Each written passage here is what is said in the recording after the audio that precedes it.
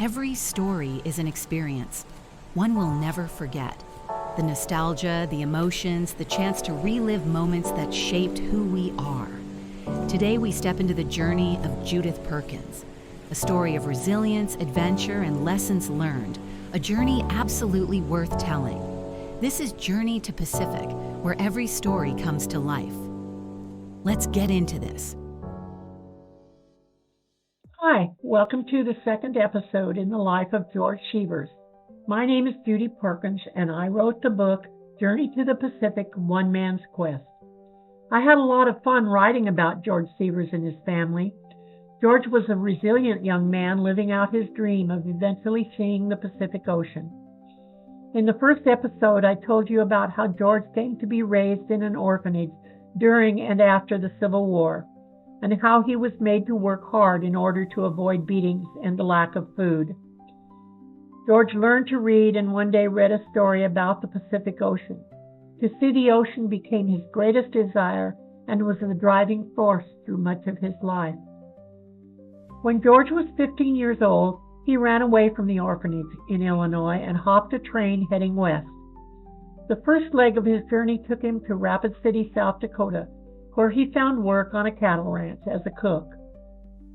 As I was writing this section of the book, I contemplated adding some dialogue between George and the cowboys.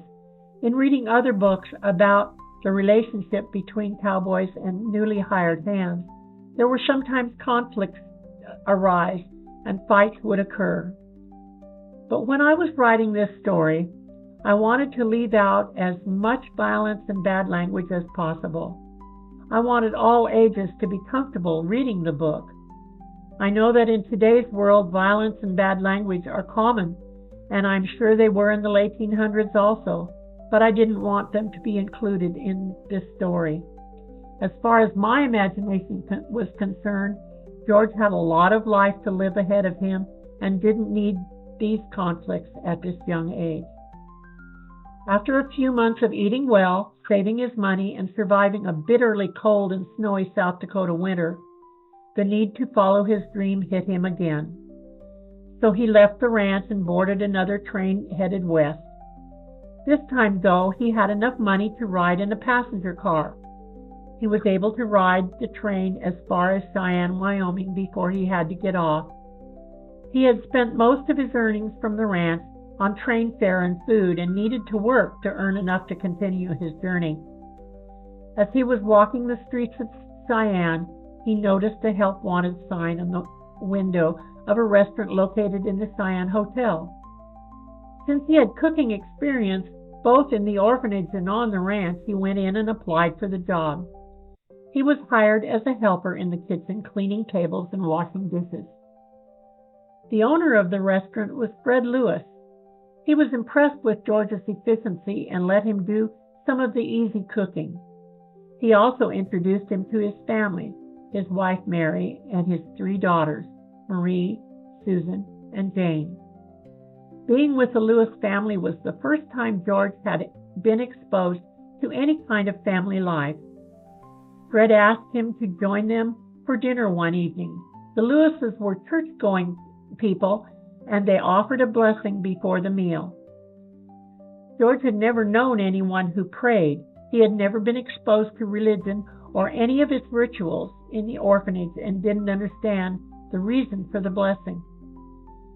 Both Fred and Mary explained their beliefs to George and why they asked God's blessing on the food that was served to them, and at the same time invited George to join them for church on Sunday. Being ever curious about new things and experiences, George agreed to join them.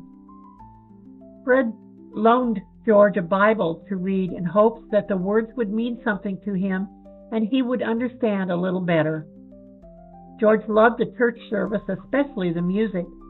The next time he had dinner at the Lewis home, he was able to join in the blessing and knew the reason for it. George was extremely attracted to Fred's oldest daughter, Marie. She was a beautiful brown-haired girl of 16, and she was falling for George also. George had gone to visit Marie one evening, and as he was leaving the Lewis home, he was set upon by a couple of thugs who beat him up and let him know that Marie Lewis was off limits to anyone but them. Fred Lewis ran to the local police, and the thugs who attacked George were arrested. Marie and George became closer still after the attack. She had asked him to join the family at a church social and dance. He was hesitant about going because he didn't know how to dance, but Marie convinced him to go. He had a good time despite the fact that he couldn't dance. George had a lot of firsts in Cheyenne. He had his first time ever staying in a hotel. He had his first meal with a real family. He went to church for the first time and was beat up for the first time. He went to his first dance. But the most important first for George was that he and Marie fell in love and were married. A year later, they had their first daughter, Anna. Our families mean so much to us, and when I was writing about George, I thought of my family and the bond I have with them, both dead and alive. George Seever's character in this book is loosely based on my great-great-grandfather. When I wrote about George, I felt a close bond with Grandpa Stewart.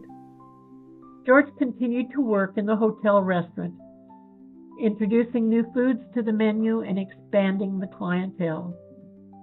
He was also able to practice his baking skills, baking bread for the family every morning. George and Marie's first child was born in Cheyenne, Anna, a beautiful baby girl. A year later, they had another daughter, Irene. Irene was blonde and had very curly hair. Anna had lovely dark brown hair, but it was straight as a board. George was very proud of both of his daughters.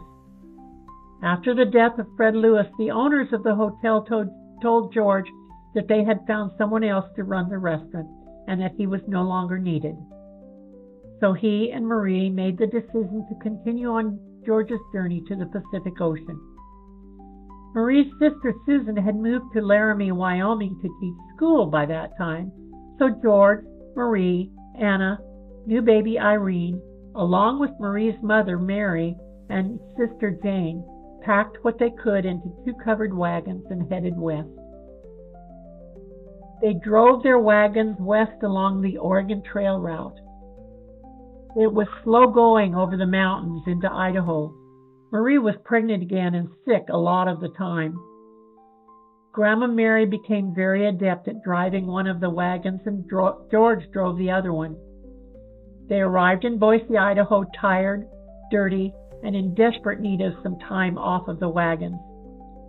George found a job and they stayed in Boise until baby Charlotte was born. I myself cannot imagine riding in a bumpy wagon for days on end with 3 little children to take care of. I moved from Calgary, Alberta to Tacoma, Washington with 3 little boys, but traveled in a comfortable car, and that was hard enough. But George's dream had also become Marie's dream, and she was determined to see it through with him. They traveled across the mountains of northeastern Oregon and along the dry, flat eastern Oregon plains until they came upon the mighty Columbia River. As with most anyone who has ever traveled along the Columbia River that flows between Oregon and Washington, the family saw the silhouettes of the Cascade Mountains to the west and encountered the waterfalls of the Columbia River Gorge. They were in awe of the incredible country they were passing through. Most of it was very primitive and occupied by Indians. They were friendly Indians and accepted the fact that the Seever family was just passing through. The Indian settlement of Celilo Falls and the towns of the Dalles and Hood River, Oregon, provided the family with a place to replenish supplies and rest a while. But they soon pushed on, with Portland as their ultimate goal for this segment of their travels. George felt that he could get to the ocean easily from Portland, and the city would be a place where he could get a job and be able to settle his family for a while. They needed some downtime from riding in the wagons.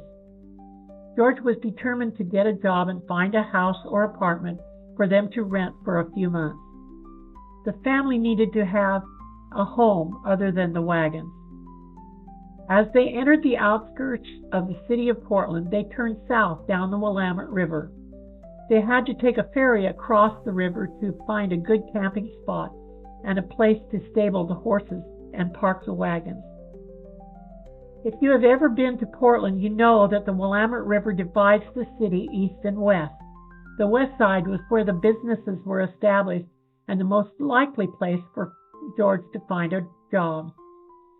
Imagine, if you can, a young man with a wife and 3 children, along with a mother-in-law and a sister-in-law that he was responsible for. It was a daunting responsibility, and he took it very seriously.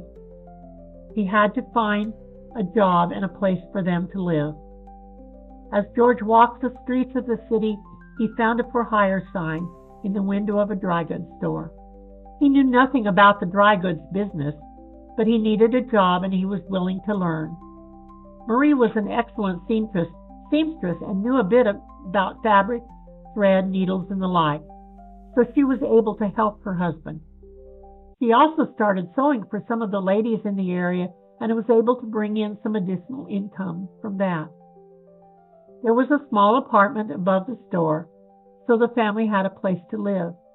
It was crowded, but it had a good wood stove and oven, and they were able to fix their own meals. After unpacking the wagons and moving their things into the apartment, they found that even though they were cramped for space, it was much preferable to living in the wagons. The family thrived in Portland. George Rogers, the owner of the dry goods store, was pleased with George's work, and he became a valued employee. George still baked bread every morning before he went to work, and he occasionally baked pastries for the family. Clyde couldn't help but smell the freshly baked bread aroma coming from the upstairs apartment, and asked George if he would mind baking some extra loaves every day to put in the store to sell. Of course, George was flattered that Clyde would want to sell his baked goods. The bread and pastries that George baked were a big success, and the customers began to ask for them. About this time, Marie discovered that she was pregnant again. Another person in the small apartment just would not work, and George and Marie started looking for a larger place to live. One Sunday afternoon, they had taken a buggy ride into the northwest part of Portland. They found a bakery on 21st Street that was for sale. With some negotiation and the help of a kindly banker who had eaten and loved George's baked goods, they were able to secure a loan to purchase the shop. By chance, there was a large apartment above the shop that was perfect for all of them. Finally, there was room to spread out. Anna was ready to start school, and Irene wasn't far behind. Anna was a precocious child and was very demanding of her parents, grandmothers, and aunts' attention and affection. Irene was quiet and introspective. She was like her father and loved books and learned to read at a very young age. Charlotte was the baby and was curious about everything. They had to be very careful and make sure that she was supervised at all times, or she would get into a lot of trouble. During the time they lived above the bakery, George and Marie's son, Frederick David Seever, was born. Freddie, as he was called, became Charlotte's baby, and she thought that she was the only one who could take care of him. He was hardly big enough to walk, but she wanted to take him out of his bed and carry him around. He would get very upset when she was stopped. The bakery, like the dry goods store, became the hub of the community, with people coming in for coffee and some of George's delicious baked goods. Eventually, a soup and sandwich lunch was added to the menu, and people flocked to the shop for a hearty meal. The family was growing. Marie's sister Jane Lewis met and fell in love with Stephen Taylor, a clerk at the bank. They were married 3 months later. It was soon after Jane and Stephen's wedding that George and Marie decided that the big city of Portland was not where they wanted to raise their family. There were too many temptations and opportunities for the children to get into trouble. By chance, George had read an advertisement for the sale of a hotel in a small town in eastern Washington called Rawlins. They bought the hotel and adjacent property sight unseen, and after selling the bakery at a handsome profit, George, Marie, and their entire family, including the newly married Stephen and Jane Taylor, packed their belongings into their wagons and headed towards Rawlins, Washington. This move would put George further away from his dream of seeing the Pacific Ocean, but at this time the well-being of his family was foremost in his mind. Rawlins, Washington was a small town situated on the Snake River and was the end of 2 railroad lines. It was also an active shipping port, with boats coming in and transferring goods to the railroads for shipment to cities in the east. When the family arrived in Rawlins, they found the hotel occupied by a group of ladies of the evening, along with several men who worked for the railroad. Upon showing proof of ownership of the hotel, George was able to clear everyone out, and after a lot of scrubbing and elbow grease, they were able to move in and open the hotel for business. The restaurant needed some extra scrubbing and repairs, but it was soon opened for business on a very limited basis. The stove and oven worked, and at least George was able to continue baking his bread and pastries. George knew that he would never give up his dream of someday seeing the Pacific Ocean and tasting the salt water, but right now he was content to raise his family in the small town of Rawlins, Washington, and away from the temptation of the big city. You know, someone once told me that books awaken the desire that is sleeping within your heart. I hope my book, Journey to the Pacific, One Man's Quest, will awaken a desire in your heart to explore and reach new heights in your own life and to follow your dreams wherever they may lead you. Stay tuned for the next episode in the adventures of the Seever family. Thank you for listening. See you soon.